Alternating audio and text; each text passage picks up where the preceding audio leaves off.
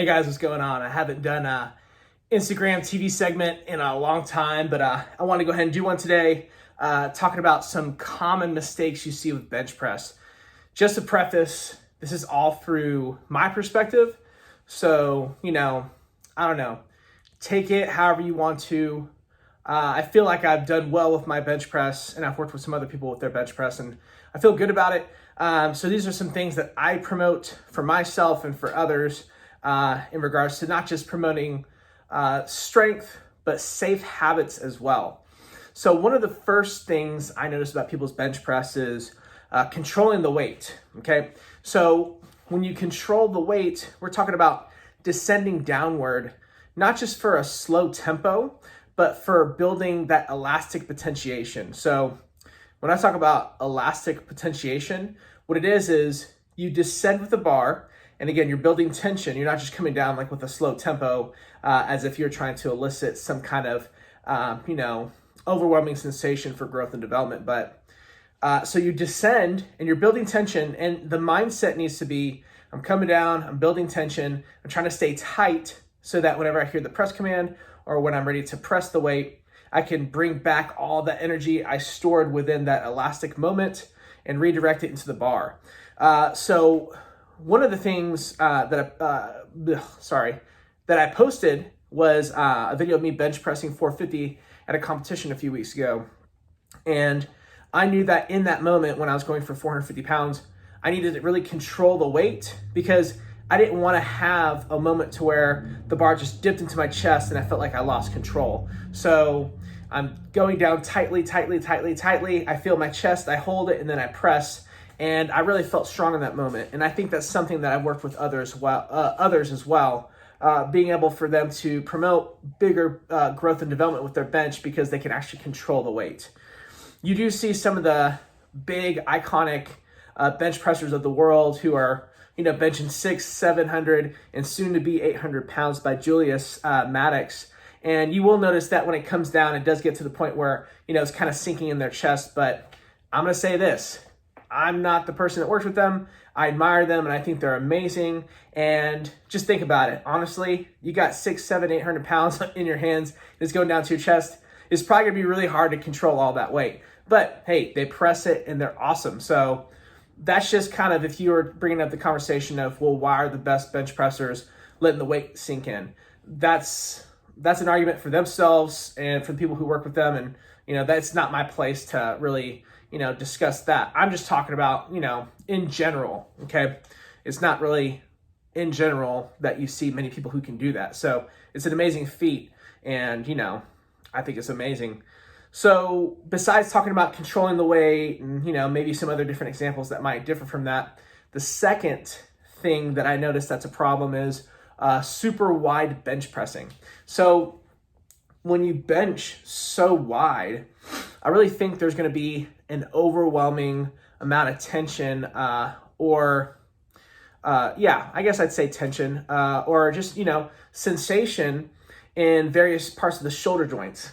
Now, I know that the sternoclavicular joint right here maybe isn't necessarily the shoulder, it's right here, this joint. So if you see your clavicle being able to, go forwards and backwards, there's that pivot motion that's coming from the clavicle and where the sternum meet. That could be, damaged from just going super duper wide. And the acromioclavicular joint as well, that AC joint, that gets a lot of, torque and tension established in that point when you go so wide. I'm sure I messed up some of my pronunciations and terminology, so forgive me. And if you can correct me, go for it. Leave a comment below. But nonetheless, when we're going super wide, I feel like the weight isn't really displaced evenly amongst the main movers. Your pectoralis major, obviously, main mover, but then those synergistic muscles such as the anterior deltoid and the triceps. When you go so wide, your elbows can't get underneath your hands. And I know that, even if you're going just kind of a normal grip, that's still the case too. But I think when you go so wide, it's really hard to keep those elbows tucked in. Although some people still can keep their elbows tucked in. But I just really don't see that being great for shoulder health. I've known some people who do wide grip as an accessory. And then from there, what happens is they start to see these shoulder problems. But every person is different. I don't condone it, or I don't program it, but other people who do, hey, if that's your thing and it's working for you guys, that's great. Remember, this is opinion-based, although I'm using, factual knowledge as well to, make sure I credit myself for the information I'm providing. But, overall big picture, this is just some things that I view and internalize and want to broadcast to everyone else. So yeah, going too wide just makes it, to where maybe you're not really getting to effectively work your musculature to its, biggest potential. And another thing too is, the back arms, triceps, they're really big. Sorry, my dog, he just drives me nuts. They're really big factors in your press. And if you can't get your triceps involved, you're missing, a third of that equation. So again, the pecs, the triceps, the anterior deltoids, you want to get them all used, those big three muscles. And if we can't displace leverage correctly, kind of feels like it's almost wasted. And, if you want to get a little controversial, sometimes you hear about, hey, if I go super wide, I decrease my range of motion, and then that can help me, lift more. I think that really applies to, the people who are equipped, who wear the suits. I used to wear a suit, and, I thought it was, really great. And there's a lot of merit behind wearing the suit too, because you have to control all that weight as well. And, it's not just the fact that it can come off your chest, but you gotta, lock it out yourself. And there's, such big transitional strength that's involved in that movement to where, like I said, there's a lot of merit to it behind it. But nonetheless, I'm more of a raw person. I think there's a big shift into raw lifting, make raw great again. Nice little spin in there. But anyways, yes. So I think sometimes that topic of range of motion can bother some people. And you know what? At the end of the day, you are who you are. And if you want to be that person who grips the bar wide and you think you have reasoning behind it, that's totally fine. But I just don't think you're going to generate enough power as someone else who has a little bit more of a closer grip, not super close, but more closer versus super wide. I just see that being a problem.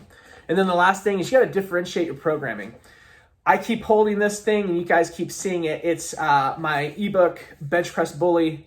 Here's the problem though. If it's an ebook, why is it printed? I was just so proud of myself. Okay, that was stupid. But here's the thing. In this book, we talk about how to differentiate your pressing.